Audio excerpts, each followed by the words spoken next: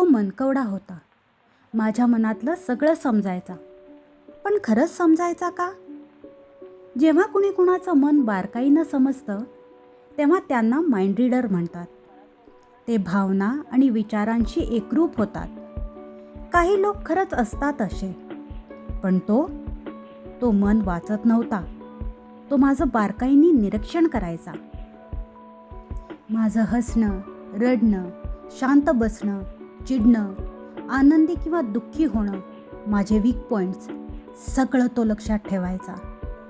तो एका शिकाऱ्यासारखा सगळं शांतपणे पाहायचा, लक्षात ठेवायचा आणि मग एखाद्या बेसावत क्षणी हल्ला करायचा, शब्दांनी किंवा कृतींनी, माझ्यावर कंट्रोल करायसाठी.